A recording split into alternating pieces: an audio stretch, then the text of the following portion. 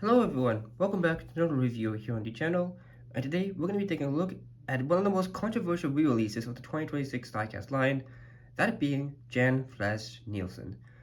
Now you might be asking yourselves, Gerald, why is this guy so controversial? Well, it's because back in 2012, when distribution was pretty much like at its worst, Mattel decided, hey, you know those international releases that appeared in the Tokyo Party season course too? Well, let's do five of six of them as super chases. So he did Janet Flash Nilsson for Sweden, Memo Warrior Studio from Mexico, Longa from China, Mark Frosty Winterbottom for Australia, and finally Vili Petrov for Russia. Because there was also Fernando Alonso, but no one tackled him, but that's a different point. And on the back of those packages, they specifically said this vehicle is limited to no higher than 4,000 units produced. So, but they pretty much said, hey, we're not supposed to re-release this guy. If you get him now, awesome. If you don't, well, too bad, so sad. But there was two issues. One, like I mentioned, 2012 distribution was god awful. It's like nobody could find these. I'm pretty sure, and a lot of them ended up in stores like Ross, Big Lots, and whatever. Like some weird grocery stores, like Walmart, Target, and even Toys R Us when it was still alive back in the day. They never got these in. And also, there was a bunch of fakes of these guys on eBay. So the Chinese factory customizers were like, you know what? Mattel's making some pretty big bucks. Let's counterfeit them so people can get them and we can make some money off of it. And the crazy thing is, they not only faked the car, but they were able to fake the packaging too. Now, there are some differences between the fakes and the real official versions, but they're so minor that you'd think you received the actual real deal Super Chase, but whereas in reality, you received a very good fake, but a fake nonetheless. So I think that's why Mattel probably wanted to re-release them. They were like, hey, those Chinese factory customizers, they're making a lot of money off of these guys. Let's do two of them this year. And the other one we're getting is Memoirs Junior later on in the year.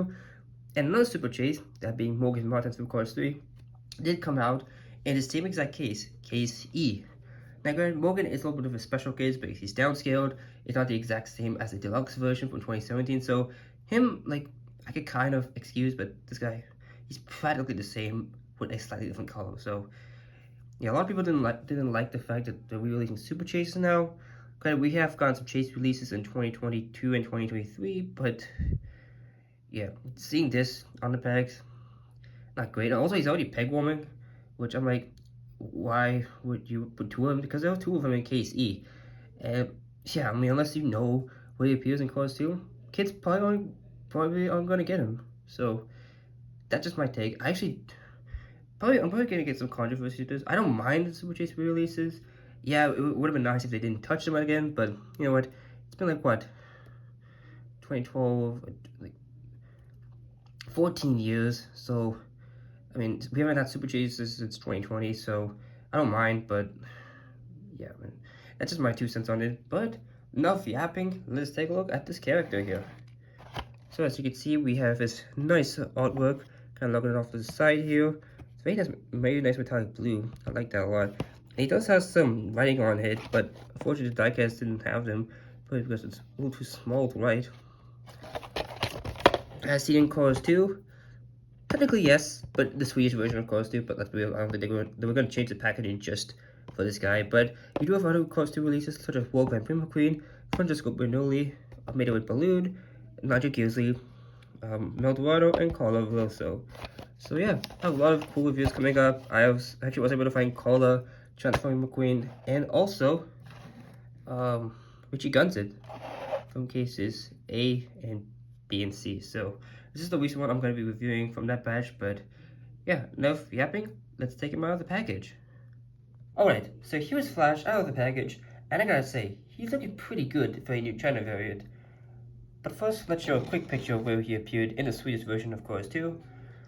Again, he is basically the one that replaces Jeff Gorvet in the Swedish version, and he's only there in the Tokyo Party. Like, I don't think he actually partakes in any of the races, which is kind of obvious because he doesn't have a number on the other World Grand Prix markings. I think it's like one of those instances where she's like a celebrity that just happens to come by the Tokyo Party, but I don't think he actually partakes in the races himself. So, something to note. I honestly would have liked if they put the numbers on him because he's on the move for some reason, but I would like if they maybe try to differentiate him from the original version by putting a number, because he does have a number in the Ice Racers Disney Store line, so that's pretty cool, and some World Grand Prix decals, but nah, Mattel's not that innovative anymore, unfortunately, to do that. But now, since we already talked about his releases, we can get straight on to the review. So he does have a very mean, determined expression, and yeah, he is pretty much just a carbon copy of Max Schnell.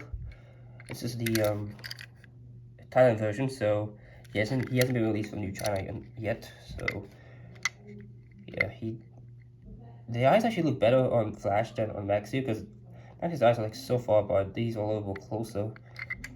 There's the expression, border texture in the front, which is kind of nice. The lines here.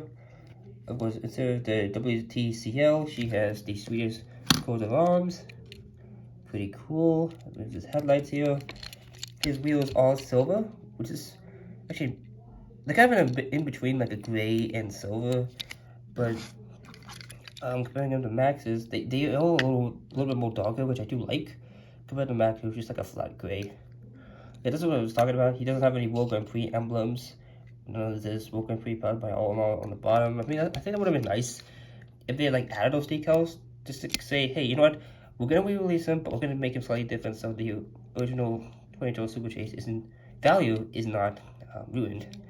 But he does have the black outline across the windshield still. The coat of arms, which is like massive. It's down in blue instead of yellow, which is kind of a nice contrast because yellow and blue. I think on the top, he does have more of a black outline on the top of the window. Nowhere else though. There's a blank spoiler, more of that texture. On the back, we do have some headlights here.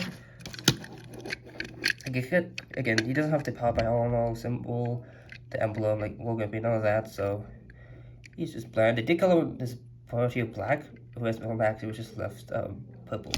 That's a nice upgrade, I guess. And the tips are actually silver, which is pretty cool. On Max is like the same color as the spoiler, so that's pretty damn cool. And here is the base, 3375 EAA, so the 337th day of 2025 at the EAA factory, made in China. So yeah, that about does it for Flash Nilsson here. I mean, not much to talk about, because he's just a carbon copy of Max, just with slightly different colors. But just like comparing him with like World Grand Prix McQueen, just for laughing giggles.